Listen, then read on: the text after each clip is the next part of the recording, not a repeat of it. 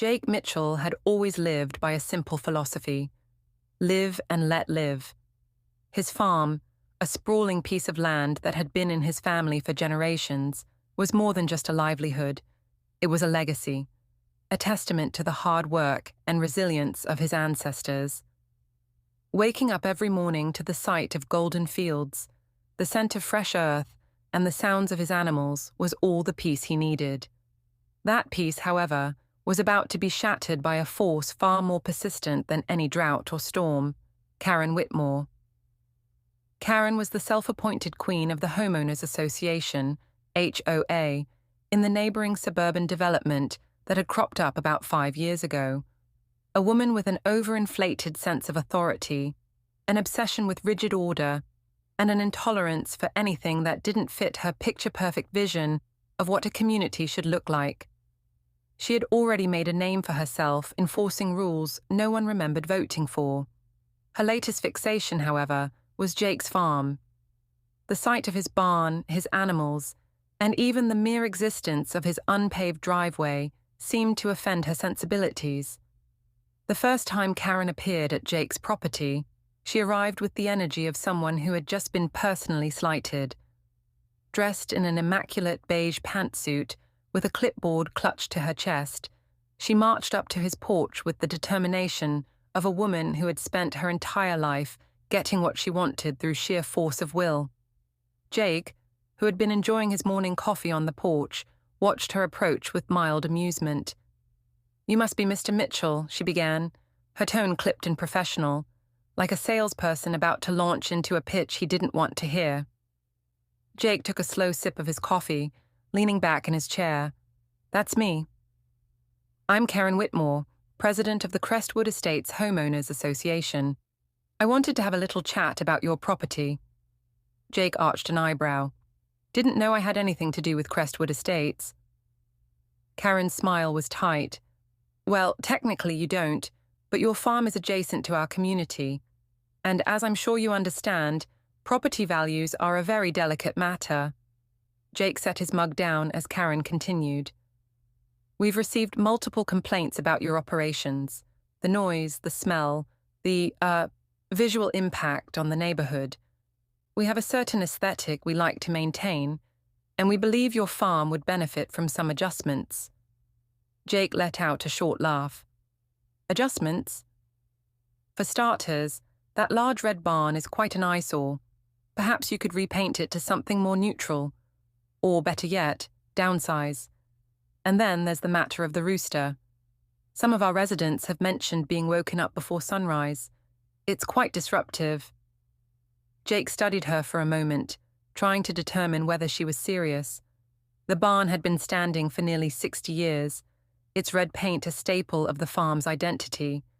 As for the rooster, that was just nature doing what nature did. "So, let me get this straight," he said finally, rubbing his chin. "You want me to change the color of my barn and somehow convince a rooster to hit the snooze button because your residents don't like the sound of the countryside?" Karen's smile remained, but her eyes flashed with impatience. "Mr. Mitchell, I understand change can be difficult, but this is really in everyone's best interest. I'd hate for this to become a more complicated issue." Jake sighed, standing up and stretching. "Well, Miss Whitmore, I appreciate you stopping by, but my farm isn't part of the HOA. I don't answer to your rules, and as far as I can tell, my land, my barn, and my animals aren't hurting anyone." Karen's lips pressed into a thin line. "We'll see about that," she said before turning sharply on her heel and marching back to her SUV. Jake watched her go, shaking his head. He had dealt with stubborn animals before, but something told him Karen was going to be a whole different kind of problem. The trouble started almost immediately after that encounter. First came the letters, formal notices on HOA letterhead demanding that he comply with neighborhood standards, despite the fact that his farm was outside their jurisdiction. Then came the complaints, calls to the county about supposed code violations, none of which held any legal weight. Jake dismissed them at first, but when Karen showed up again, flanked by 2 equally self-important HOA board members, he knew she wasn't going to let it go. "You again," Jake said as he wiped his hands on a rag, stepping away from fixing the fence. Mr. Mitchell, Karen greeted him with an exaggerated sigh, as if this was some exhausting formality rather than a battle she had willingly started.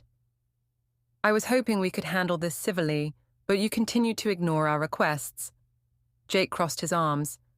That's because your requests are ridiculous. Karen ignored his response and handed him another document. As per HOA regulations. I'm not in your HOA, Jake interrupted, waving the paper back at her. As per HOA regulations, she repeated, her voice tightening, all properties within visual range of Crestwood estates must adhere to community aesthetic guidelines. We are prepared to take further action if necessary. Jake chuckled, shaking his head. Lady, you're not my landlord. You don't have any authority here.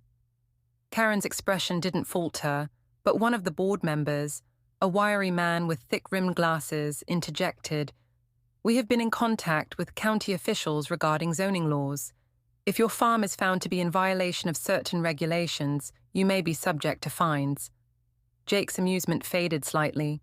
He knew his farm was in perfect compliance with agricultural zoning, but he also knew people like Karen were relentless. They'd dig and dig, looking for any excuse to make his life miserable. Well, you go ahead and do what you have to do, he said, stepping closer. But if you or anyone from your HOA so much as sets foot on my land again, I'll be calling the sheriff for trespassing. Karen's expression finally cracked, a flicker of frustration crossing her face before she masked it again. You're making this more difficult than it needs to be. No, Jake said, his voice steady. I think you are. With that, he turned his back on her and walked away, leaving her and her lackeys standing there. He could almost hear her teeth grinding as she huffed and stormed back to her car. That should have been the end of it. But as Jake would soon learn, Karen wasn't the type to take no for an answer. She had declared war, and she wasn't backing down,